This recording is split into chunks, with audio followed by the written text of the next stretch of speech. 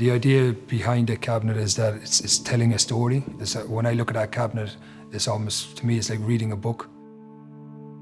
I was first approached by Bowmore almost 2 years ago to create a home for the 5 releases of Black Bowmore.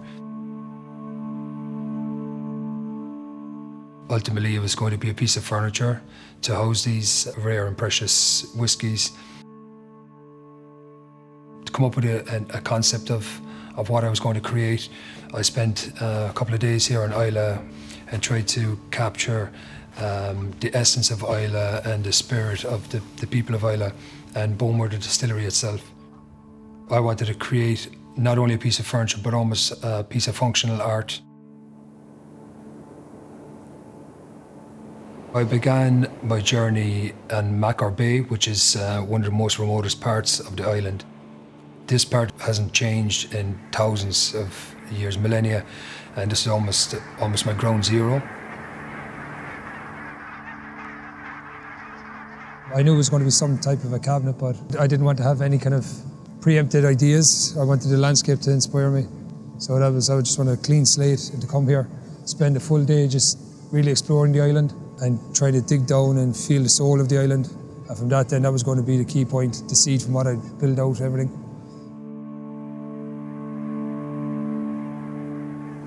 You hear just the crashing waves and the wind. You're just surrounded by this amazing raw energy.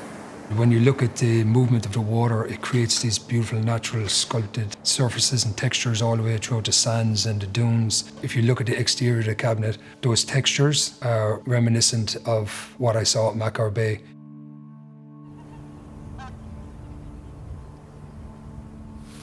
Coleman Cross dates back to the early 1300s, and it's incredible when you see it, the detail and the intricate carving.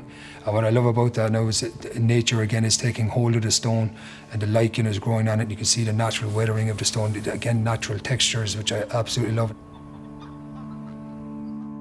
After Kilcoman, I wanted to go to the Museum of Island Life because that really was almost like a time capsule of the people of Islay. This bottle here, when I saw it, I think this is amazing. That would have triggered ideas in my brain for the cabinet as well. Just these textures and layers of textures, natural materials.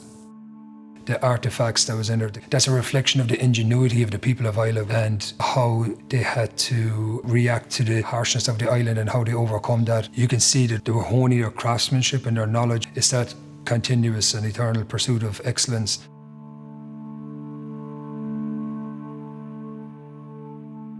Portnahaven, which is a beautiful part of the island. I loved it there because when you walk down towards the lighthouse, you see the water rushing in past the lighthouse and the amazing greens and blacks in the water. It was here where I first really noticed the black rocks of Islay. When you get closer down to the water, you can see like it's crystal clear. You can see down into all the seaweed and the kelp. I love that juxtaposition of all the natural landscape, and then you've got this beautiful piece of architecture, man-made architecture, lighthouse. That energy is all around you all the time, and I want to somehow pull some of that energy into the cabinet as well. The peat obviously is one of the 4 main ingredients for making whiskey. You have the wood, the peat, the barley, the water, and we encapsulated them in highly polished acrylic blocks, almost like capturing a piece of time. We selected a piece of the peat that came from Bowmore and had these amazing natural strands and textures coming off the side of the peat. And when you look at the block, you can see these strands almost just trapped there, but you can see the movement.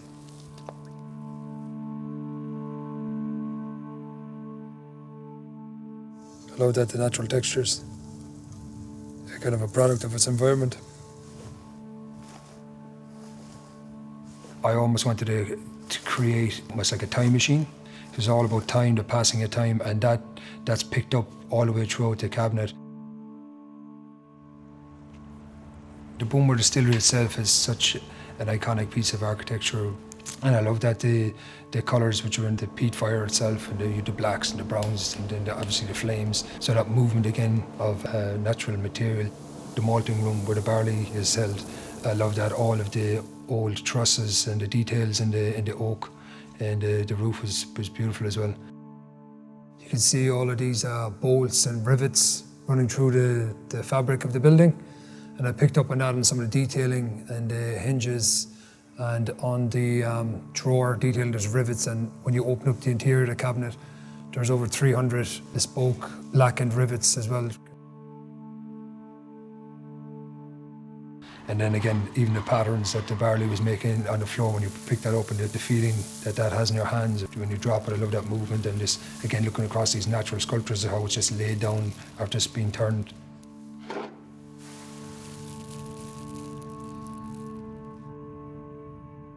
All of the woodwork, joinery, and creating the roof structure itself.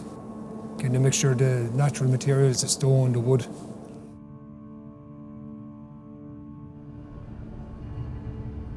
I picked up on a lot of the metal detailing, as in the wells and the copper stills.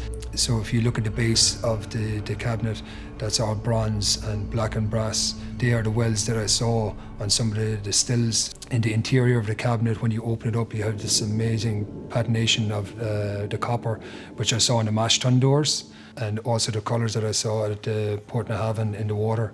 So that green and verdigris colours in the copper in the interior. Again, a direct link back to the distillery. The washbacks, which are made of Oregon pine, and that Oregon pine I reused in the drawers of the cabinet. I also repurposed the old spirit safe. The brass, they're the highly polished elements, that's the old spirit safe. And I also used all the handles and the valves. They were beautiful because they were capturing the people who worked in them for over 50 years. The acids from their fingers created these oxidized patterns, and the brass itself.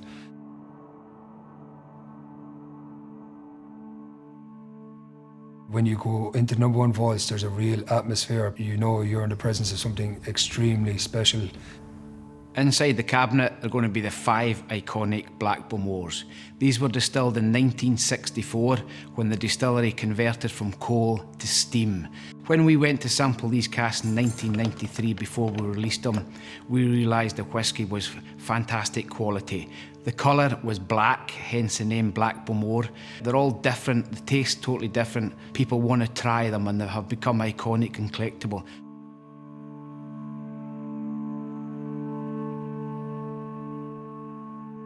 What you have in the base, you have the 7 drawers. So in the top left-hand drawer, you have 3 tumblers, which are hand-blown and hand-carved. And then on the top right-hand, you have the other 3 whiskey tumblers, showing the passing of time, the maturation process. It goes from clear to gold, to rose, to sherry, to amber, and then eventually you end up with the black hand-blown carved tumbler.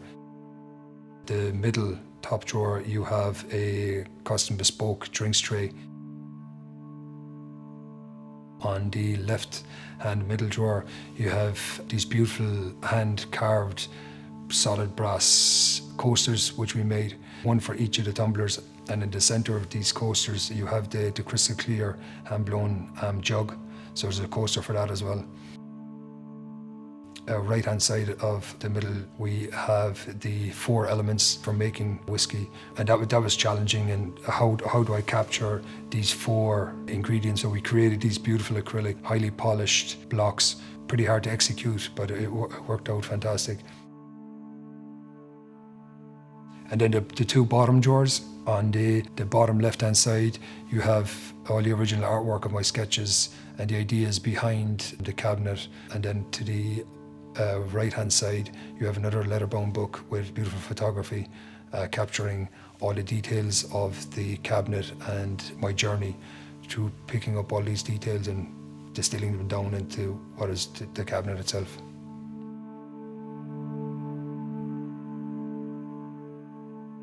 One of the biggest challenges was the 5 hand-sculpted glass pillars, which are the glorifiers and the plinths for the 5 releases of Black Bowmore. These were very challenging to make, so I worked very closely with 2 fantastic glass artists, Brody and Nicky from Glasstorm.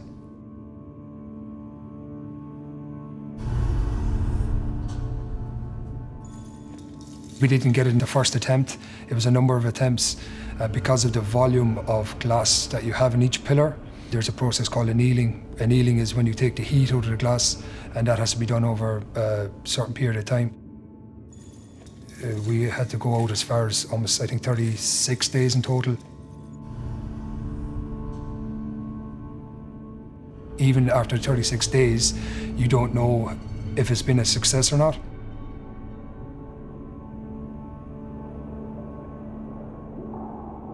It's not until you start polishing the exterior and you see is there any flaws or any cracks in the interior. And at that point, you move on to the carving, which Brodie had to do by hand.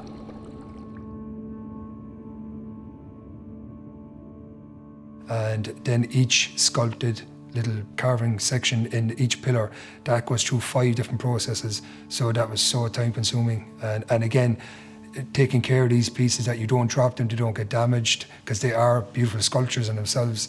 That was really challenging. I wanted to create something that was truly unique and would fit into any art museum in the world. That's the standard of this piece. It is gallery standard, and I wanted it to be groundbreaking, nothing like it anywhere in the world. It was a crescendo of almost all these natural materials, the wood, the metal, the glass, the leather, all coming together to tell the story about Bowmore. And I think it's this functional art that makes this piece truly timeless and unique. It's using true pieces of the distillery in the cabinet, which adds this whole deeper level to the piece itself. Every single detail is highly considered, that it has to tell a part of the story of Islay, Black Bowmore, and the people of Islay, and the craftsmen and women who actually helped shape the distillery.